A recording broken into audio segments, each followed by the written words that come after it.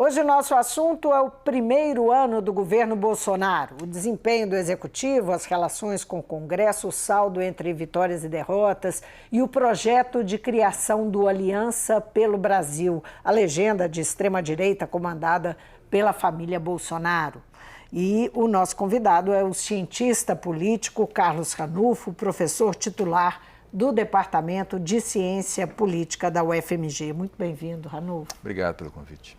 Ranulfo, Bolsonaro cumpriu o primeiro ano, de mandato sem coalizão. Sem coalizão no Congresso. Qual que é o impacto disso sobre a agenda dele? Olha, o resultado é que o governo só consegue aprovar aquilo que o Congresso quer. Né? Na realidade, o Congresso foi construindo aos poucos um entendimento sobre a agenda. Então, aquilo que quando há o choque entre o Executivo e o Legislativo, nesse caso, tem prevalecido a opinião do Legislativo. Derrubada de medidas provisórias, derrubada de veto, a própria reforma da Previdência. Ela foi enviada de uma maneira e foi redesenhada pelo Congresso, pela articulação congressual.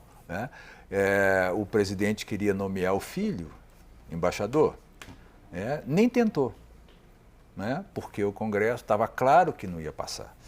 Então, na realidade, o governo Bolsonaro é uma espécie de comprovação de que o Brasil necessita formar coalizões. Se você não forma coalizão, qual que é o resultado hoje? O Congresso, ele absorve a pauta econômica e torce para o Bolsonaro não atrapalhar o resto. Aí, aliás, que é a orientação do Rodrigo Maia. Ele exatamente. assume esse protagonismo, esse papel de administrar a pauta econômica. E ele absorve o Bolsonaro, que significa que ele sabe que o Bolsonaro vai atrapalhar, vai colocar coisas na hora errada, vai falar bobagem, vai apresentar propostas absurdas, vai atrapalhar a própria ideia da economia, mas eles tentam acomodar o Bolsonaro no seu lugarzinho. Que negócio, ele sai ali e dá aquela entrevista lá na porta do Planalto, aquilo ali não conta para nada, só para cortina de fumaça. O que interessa é o que passa no Congresso, mas o que passa no Congresso é articulado pelo Maia e pelo Alcolumbre, e não pelo governo. O governo não tem qualquer articulação no Congresso, qualquer. Tanto é que o partido do governo se dá ao luxo de brigar entre si. O partido do governo não faz política, ele briga entre eles. Não tem nenhum protagonismo o partido do governo. Nenhum, é zero. Zero protagonismo, que é uma coisa excepcional. Quer dizer, um presidente que tinha a segunda maior bancada da Câmara, ele simplesmente se dá ao luxo, esse partido se dá ao luxo de rachar em dois, e entrar em guerra. Quer dizer, não faz nenhuma diferença aqueles caras ali, nenhuma diferença. A agenda do Congresso é tocada independentemente do que pense ou deixe de pensar o PSL. É um fracasso completo. Nesse sentido, é um fracasso completo. Mostra, o lado positivo disso é que mostra que o Congresso pode tocar uma agenda. É claro que isso depende de quem vai estar dirigindo o Congresso. Nesse sentido, o Maia tem cumprido um papel importante, de dizer o que não pode, o que pode, o que não pode, até onde vai. O Maia tem colocado limites ao governo. Agora, isso é inédito. Isso é inédito no Brasil.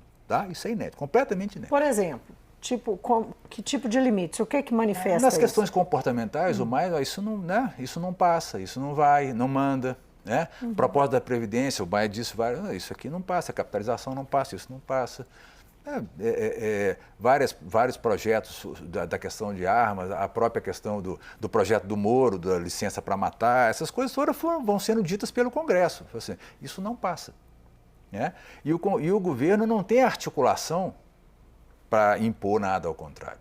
Ele não tem voto lá para se impor, para articular uma maioria que peite o que o Maia, por exemplo, está dizendo. Não tem, simplesmente não tem. Pensando em bancadas, nós temos o PSL, como você se referiu, que até outro dia era o partido do presidente da República, que foi a bancada que foi formada como os aliados do Bolsonaro. Foi eleita, e nisso aí o Bolsonaro tem razão, foi eleita toda.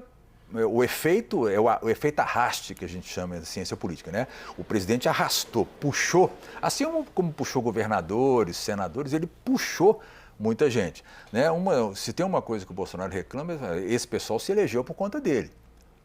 Agora, depois que se elegeu, quer dizer, o Bolsonaro hoje, na questão do PSL, ele paga o preço de ter entrado para um partido que tinha dono. O Brasil tem muito partido com dono, né? É aquele partido que é controlado cartorialmente pelo seu dono. É o caso do PSL, que é controlado cartorialmente pelo Bivar. Então, enquanto a lua de mel Bivar-Bolsonaro deu certo, tudo bem. A hora que rachou, rachou. Quando começou a disputa Exato, pelos fundos, rachou. E o controle do partido é do Bivar, não é do presidente da República. Agora, já que nós entramos na história do partido, depois a gente avança aqui um pouco nas ações do governo Bolsonaro, vamos falar um pouquinho sobre esse partido que ele está pretendendo criar, né? Que ele lançou o partido, mas tem que obter o registro e vai ter grandes dificuldades nesse sentido. Ele saiu do partido, a bancada que é bolsonarista, parte da bancada, deve acompanhá-lo, mas precisa da janela partidária. Então, ainda continua no PSL. PSL. Mas, de fato, ele não deve conseguir, ele deve conseguir pouco mais da metade. A estimativa que se faz, né? Quem acompanha ali o Congresso sabe que é pouco mais da metade dessa bancada. Você atribui a isso? O que quer dizer, como é que isso repercute Por que ele não leva toda a bancada? Por que ele não leva todo mundo? Porque ele simplesmente está muito claro. O partido Aliança pelo Brasil é para quem diz amém ao Bolsonaro. Você tem que dizer amém ao Bolsonaro. Então, tem metade da bancada que não se dispõe a dizer amém. Podem ser conservadores, podem ser o que for, mas tem alguma expectativa de ter um voo próprio na política. Não vão ficar dizendo amém para tudo que a família disser. Então, por isso não leva, porque de fato, geralmente, seria o caso de se levar. Né? Se você levar em conta que foram eleitos no arraste do Bolsonaro, que o Bolsonaro tem toda uma base social, por que não vão? Porque não querem passar o resto da vida por dizendo amém para o Bolsonaro. Né? E ali tem que dizer amém mesmo, porque se você não diz amém, o gabinete do ódio, né, que é aquele gabinete montado com dinheiro público dentro do palácio para falar mal dos outros, para destruir os outros, entra em cena. Né? Se você botar o pé para fora da linha, o gabinete do ódio te pega. Então, assim, Alexandre Frota e Joyce Hasselmann já sabem disso, a Joyce mostrou todo o PowerPoint lá. Então, assim, uma parte da bancada não quer se sujeitar a isso, e eu diria com toda a razão. Né? Diria com toda a razão, uma aposta arriscadíssima, você entrar num negócio como esse. Agora, o Brasil não tem histórico de enraizamento partidário de extrema-direita, não é? Mas o fato é que levou ao poder um grupo político, né, liderado por Bolsonaro, que representa essa extrema-direita. Agora, criando um partido. Qual que é a expectativa desse enraizamento realmente acontecer? Veja bem, na história o Brasil tem assim, primeiro a experiência integralista lá nos anos 45, 50, depois a UDN, na época do Vargas, era um partido conservador que tinha base social, mas para a época. Depois o que aconteceu depois da ditadura foi que com a nossa transição, como nós fizemos uma transição muito negociada, a transição da ditadura para a democracia, a direita, quem apoiava a democracia, acabou simplesmente transitando para dentro. Quem apoiava a ditadura, né, os políticos acabaram, vamos dizer assim, esquecendo o que haviam feito, né, e comprando passaporte para a democracia. Quer dizer, fizeram uma transição sem nenhum acerto de contas. Então, a partir daí... E foi todo mundo para o centro. Foi todo mundo para o centro, porque a direita era a ditadura. A direita era a ditadura. Né? E a política brasileira, se você olhar de 85 para cá, ela esteve do centro para a esquerda. O Collor é um ponto fora da curva, e tanto que durou pouco também. O Collor é um ponto fora da curva, o Collor foi o ponto para a direita. Mas, tirando o Collor, ela vai do centro para a esquerda. Né? Que é muito a cara da Constituinte. A Constituinte brasileira também é a Constituição avançada. Então, o Brasil ele abriu um diapasão do centro para a esquerda, onde você não tinha espaço para uma direita se expressar. Essa direita, como é que ela se expressava? Dizendo que era de centro. Né? E dando sustentação aos partidos e dando sustentação, não, dando sustentação ao partido de centro-direita. Né? Esse eleitor hoje, onde é que o antipetismo em quem que o antipetista votava? No PSDB. Não que o PSDB seja antipetista desse jeito, mas era o canal de escoamento o antipetismo sempre existiu. Ele adquiriu uma proporção maior de massa agora, mas ele sempre existiu. Mas essa centro-direita foi apoiar também o PT. Sim, mas aí que está o problema, né? É porque você tem o Brasil você tinha dois polos ali. Um polo de centro-esquerda, um polo de centro-direita, um comandado pelo PSDB, um comandado pelo PT. E no meio você tinha um grupo de partido que ia para um lado ou para o outro. Porque tinha voto na Câmara, negociava apoio para cá, negociava apoio para lá. Mas nunca se assumia como direita, né? De fato, é um fenômeno novo no Brasil, né? E isso é interessante porque isso começa na sociedade, os processos de impeachment da Dilma, naquelas manifestações de 2015, eram manifestações claramente de direita, diferente de 2013, onde isso não estava muito claro. Em 2015, você tem uma direita na rua. E a direita na rua, quer dizer, a direita começa a aparecer no Brasil nas ruas. Aí depois é que você tem lideranças como o Bolsonaro que percebem isso e aí capitalizam, né? E puxam esse negócio e dão a essa base social-direita a força política necessária, né, para você ter um movimento de direita no Brasil, que pode gerar um partido. Né? Eu não acredito muito na capacidade do Bolsonaro e no empenho do Bolsonaro para construir um partido. O Bolsonaro é um sujeito avesso a partidos, a não ser, é claro, que o partido seja dele, que ele ponha no bolso dele, mas da família. Mas ele já fez uma declaração nesse sentido, pois né? Que ele tem essa ambição, que ele seja tem essa dele. ambição, a partido dele. Eu diria que o futuro desse partido depende exclusivamente do sucesso do Bolsonaro. Né? Assim como o PRN dependeu do Collor. Não da criação, mas da sobrevivência. Da sobrevivência. Da sobrevivência. Agora, voltando um pouquinho ao funcionamento do Congresso e falando do Congresso nesse momento, o Datafolha identificou que cresceu a reprovação aos parlamentares entre agosto e novembro, de 35 para 45. E eu fico pensando o seguinte, no início do ano, esses parlamentares, eles tinham um apoio maior, até porque houve uma renovação, havia um discurso pela nova política e tinha lá um ambiente de uma expectativa sobre esses parlamentares que estão lá agora. Como é que você enxerga isso? A nova política, essa renovação, isso não respondeu à expectativa? Nós podemos atribuir a isso? Olha, a nova política não existe, né? Assim, para começo de conversa, porque se você considerar que a nova política elegeu um presidente com 8 mandatos, né? Então, a partir daí você já entende que você pariu um rato, né? A montanha pariu um rato. Depois esse conflito no PSL por causa de dinheiro, cadê? Não tem nova política, trata-se de dinheiro, de laranjal, rachadinha, né? Não existe nova política. Agora, o descrédito do Congresso é crônico no Brasil, é crônico, né?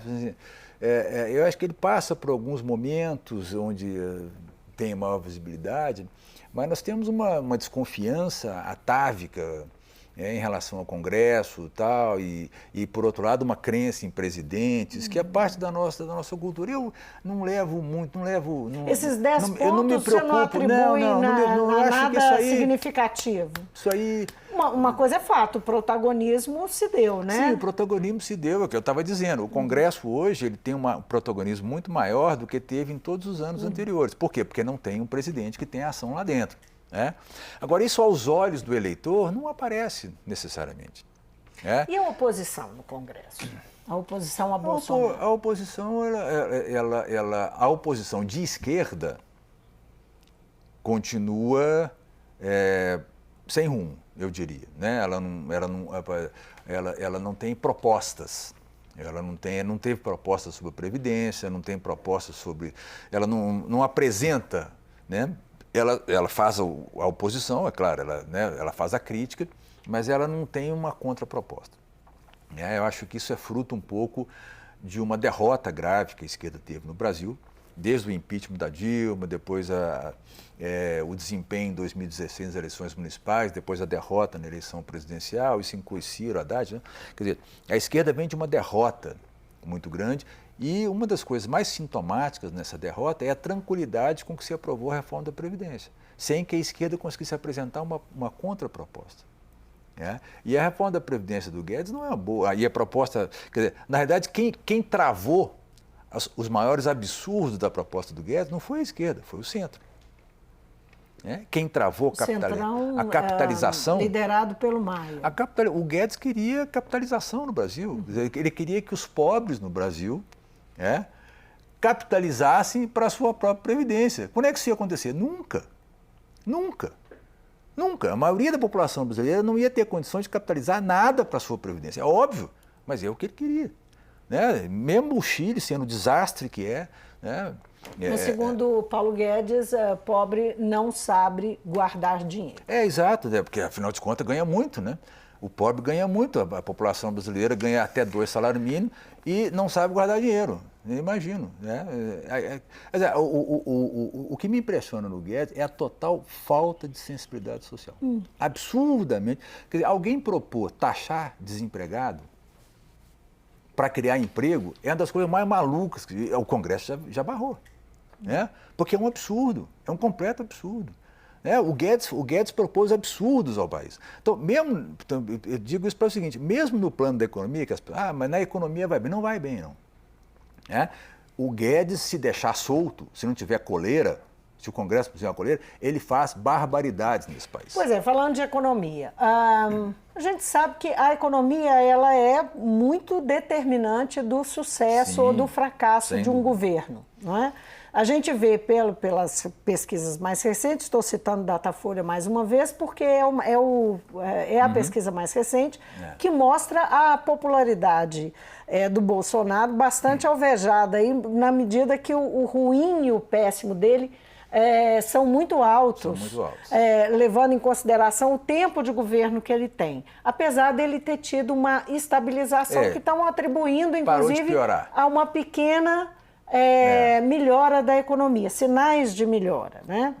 Como é que você vê as perspectivas do Brasil, da economia, do andar aí, o que é principalmente medido e apontado é a questão do PIB, da evolução do PIB e da queda do desemprego. Tanto uma coisa quanto outra estão acontecendo, mas com limitações, né? Veja bem, eu não sou economista. O desemprego não está caindo. O que está acontecendo, o desemprego continua brutal, o que está acontecendo é a criação de emprego pobre. Emprego desprotegido. Informal, né? É uma frase, eu me lembro desse sentido, uma frase do Bolsonaro. É mais trabalho e menos direitos. Ou seja, dizendo de outra forma, o pobre merece emprego ruim. Esse é o lema do governo. Para pobre, emprego ruim, emprego sem proteção social, emprego sem garantia, esse é o emprego que o pobre merece. O resto se ajeita, quem tem dinheiro se ajeita no mercado, quem não tem vai ter emprego ruim se tiver, e agradeça se tiver. Esse é o lema do governo, fundamentalmente. Agora, a economia talvez cresça 1% esse ano. Se você pensar que ela entrou em depressão 2015, 2016 e que passaram-se 3 anos já, esse 1% é resultado de quê? Qual é a relação de causa e efeito? Será que alguma medida do Guedes provocou esse 1%? Ou isso é simplesmente algo cíclico de uma economia? Que depois de cair, ela se recupera um pouquinho.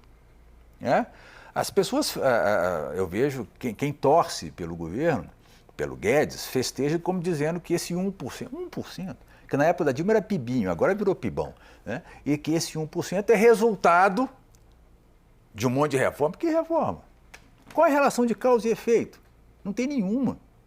Porque nenhuma das reformas que foram feitas teve impacto, a não ser na torcida. Agora vamos torcer, agora vai dar certo, o otimismo, tarará. Qual é a relação entre a reforma... Tem sido atribuída a queda dos juros, a reforma trabalhista, e expectativa Reforma positiva. Trabalhista criou... expectativa. Reforma trabalhista criou emprego pobre. Criou emprego pobre. Você não tem inflação, os juros caem. Quer dizer, outra coisa, criticava-se muito o governo do PT porque ele apostava que o consumo conduziria a economia. Qual que é a aposta atual? A mesma.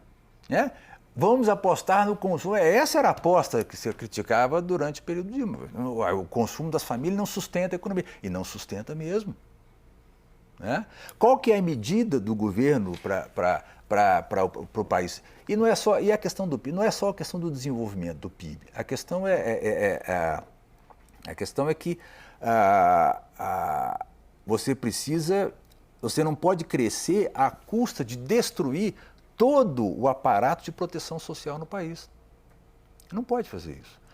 Porque o que está se vendendo é isso. É preciso retirar completamente o Estado. É preciso, por exemplo, não ter mais obrigação de investimento em saúde, não ter mais obrigação de investimento em educação, juntar tudo, diminuir esse negócio todo, liberar geral o orçamento, para que a economia cresça. É preciso menos direito, é preciso menos Estado, é preciso menos Previdência, é preciso vender o Banco do Brasil, é preciso vender a Petrobras. Olha, nem o Pinochet vendeu, estatizou o cobre. Mas o governo está trabalhando, a equipe econômica, nesse caminho, fazendo aposta nesse sentido. Trabalha para tirar o Estado, para anular o Estado no Brasil e dizer o seguinte, o mercado vai cuidar de vocês todos. Acredite nisso quem quiser. Vai ver de quem que o mercado cuida nos Estados Unidos. Vai ver qual que é o investimento. A cantilena, o mantra é o seguinte, se nós fizermos o ajuste e tal, aí vai sobrar dinheiro para investir. Vai sobrar coisa nenhuma. Vai sobrar coisa nenhuma. Qual que é o investimento em saúde e educação no Chile e nos Estados Unidos? Países que são ultraliberais. Não tem, porque não tem Estado para investir. Então isso é conversa fiada. O mercado não vai investir, o mercado vende, o mercado te vende educação, te vende saúde. Se você tiver dinheiro para comprar, bem. Se não tiver, dane-se, meu caro. Você vai ter coisa de má qualidade, de péssima qualidade. Então essa é a cantilena, a ideia de que daqui a toda a reforma, todo o ajuste fiscal, ele vem com isso. Nós vamos fazer um ajuste agora, daqui a alguns anos, futuro a Deus pertence, vai tudo melhorar. Mas isso é uma promessa. Isso não aconteceu em lugar nenhum do mundo. Não sei porque, só se Deus for brasileiro vai acontecer aqui no Brasil. Qual que é o papel, qual foi o papel do STF esse ano em relação ao Executivo, aos poderes? Como é que você enxerga o Supremo Tribunal Federal em 2019? Eu acho que a crise, o momento que nós passamos, colocou também o Supremo em saias justas e dividiu o Supremo. O Supremo está rachado, ele tem 6-5 toda hora, 7-4. Mas, no geral, eu acho que acho que o Supremo também faz o que o Congresso está fazendo, que ele funciona como uma defesa. Então, há pouco tempo, uma lei de Londrina que proibiu abordagens de gênero em escola, o ministro falou, isso é inconstitucional. Então, acho que no sentido de valores, de proteção de minorias, de comportamento, eu acho que o Supremo tem agido bem. E eu acho que é uma das nossas garantias. Acho que nós temos duas garantias para evitar o retrocesso total, o obscurantismo total, que o governo Bolsonaro nos levaria para um mundo obscurantista. Na cultura, nas artes, no comportamento, no meio ambiente. A Câmara e o Supremo têm sido salvaguardas disso aí. Eu acho que têm cumprido esse papel. Os dois. Agora, todos os dois com dificuldades, não é uma situação fácil, tem muita pressão, a questão do Supremo, essa questão da Lava Jato, agora mesmo, esse bate-boca, entre aspas, entre o Toffoli e o Marco Aurélio. O Toffoli, a Lava Jato destruiu empresas, o Marco Aurélio, não foi isso e tal, sei o quê.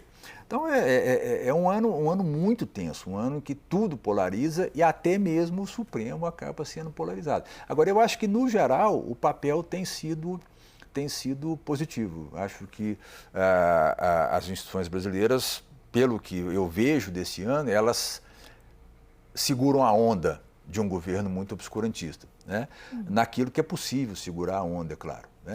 Agora, nós tivemos nos últimos anos um protagonismo muito grande da Procuradoria-Geral da República, que inclusive o chefe, enfim, é o chefe do Ministério Público, é lá que está o responsável por caso o Executivo, o presidente, não tenha que responder por alguma coisa, ele que é o responsável por isso. No caso, o Aras, que assumiu por escolha do próprio Bolsonaro. Como é que você vê a atuação da PGR nesse ano? Não, a PGR, o Aras entrou há pouco tempo, mas ele entra em setembro, ele entra com um ar de engavetador-geral da República, e não de procurador-geral da República. Mas já dá para ter essa clareza? Não dá para ter, com ar de. né? Não dá porque ele não fez muita coisa, mas já deu declarações, eu acho que ele pretende não incomodar. Mas está um pouco quieto, né? Mas eu acho que o espírito geral da coisa é do acordo ali, né? Porque afinal de contas o Bolsonaro o indicou, né? Do acordo um não me incomode muito, né? Agora, o Ministério Público não é controlado pelo Aras, né?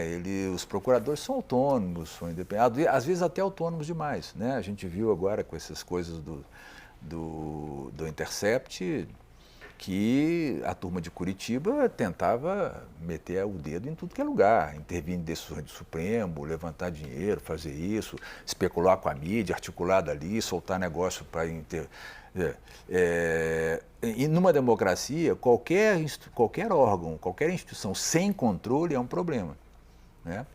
Mas eu acho que concordo com você, acho que o Aras, o tempo é curto, mas a maneira como foi escolhido, as conversas que antecederam, as declarações, o próprio perfil do Aras, né? O perfil de pessoas que ele nomeou indicam um comportamento mais conservador e mais pró-governo do que nós estamos acostumados a ver. Agora, isso gerou um debate, né, também na sociedade, ou pelo menos nos meios, né, se o correto é seguir a lista tríplice, se a lista tríplice não é você ceder a uma corporação, se não você tem que ter outros critérios. Isso tudo pode ser discutido, né? A ver, né, o que vem por aí, né? Mas eu acho que isso da Procuradoria não dá para fazer uma avaliação ainda por causa disso. A transição se deu agora, o tempo é curto, né? Ranulfo, eu queria voltar um pouquinho naquela abordagem que você fez sobre os valores, né, as defesas, as questões polêmicas que Bolsonaro e seu grupo político, né, defendem e que tem sido sempre usado, inclusive, para causar, para chamar atenção, mas muitas vezes são ações, né, e defesas de pensamentos. E essa pesquisa mais nova do Datafolha mostrou que a pauta conservadora de costumes, ela tem sido o principal fator hoje de conexão dos mais pobres, aqueles que apoiam, entre os que apoiam o governo Bolsonaro, a população mais pobre, a conexão está aí. Isso está ligado também à religião, enfim, mas basicamente a pauta de costumes conservadora. Justamente. Como é que você falou que há um risco de obscurantismo a se perpetuar o governo Bolsonaro e tal. Mas até que ponto valores e ideias que estão colocados e que ressoam entre essa população podem estar se solidificando? E aí a gente pode voltar lá na questão do enraizamento, que tem a ver com isso também, não é? Olha, enraizamento partidário. A parte da população brasileira é conservadora e sempre foi conservadora. Agora, é papel de um líder, né, entender para onde o mundo caminha, né? Quando eu falo obscurantismo, é porque eu não admito que o ministro de Relações Exteriores, né, diga que o nazismo foi de esquerda, ou que o marxismo é uma ameaça, que o comunismo ameaça o mundo. O comunismo era uma ameaça ao mundo em 1950, há 70 anos atrás, na época do macartismo nos Estados Unidos, na época do Khrushchev, que os soviéticos puseram a laica no espaço nos Estados Unidos. Ali o comunismo era uma ameaça. 70 anos depois não existe comunismo no mundo.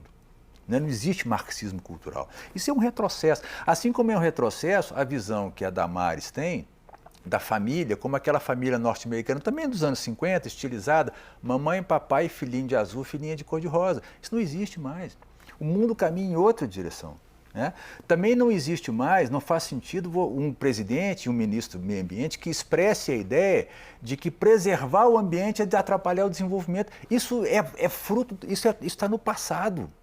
O mundo caminha para outro lugar há muito tempo, né? Em 1930, pode ser que ninguém se preocupasse com o ambiente, mas hoje é inconcebível isso. E é inconcebível alguém dizer que proteger o ambiente é atrapalhar o desenvolvimento.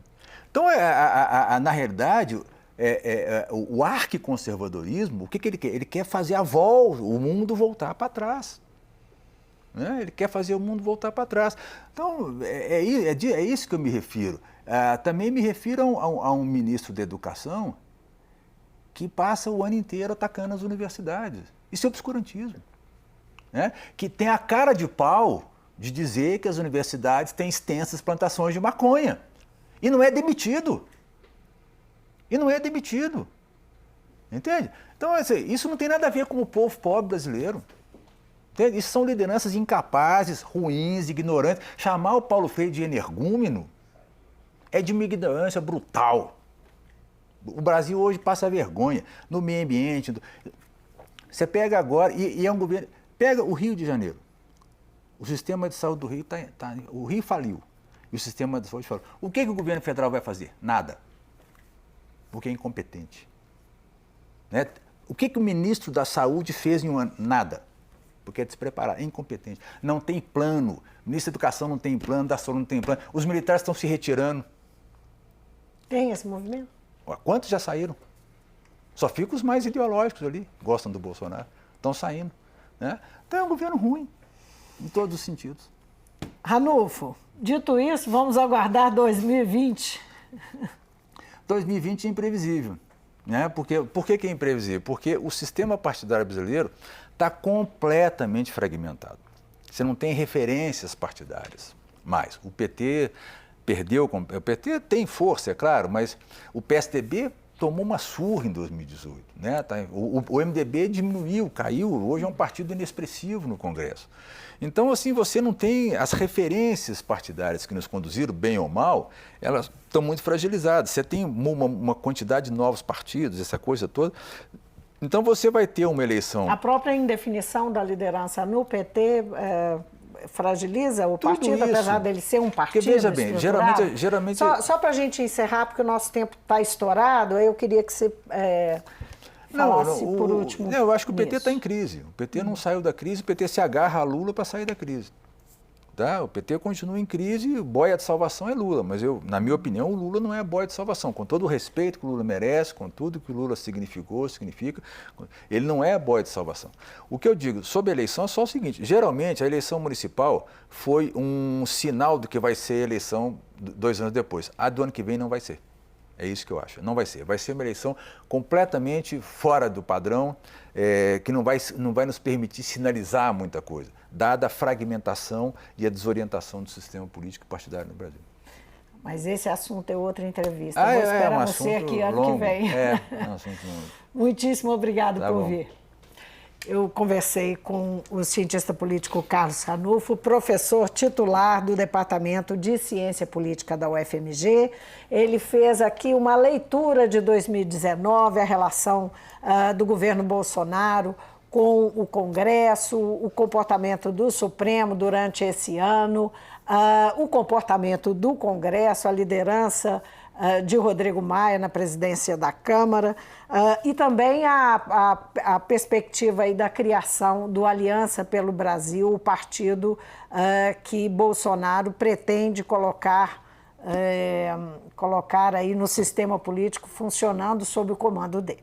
O Mundo Político fica por aqui. Se você quiser rever a entrevista, é só acessar nosso site ou YouTube.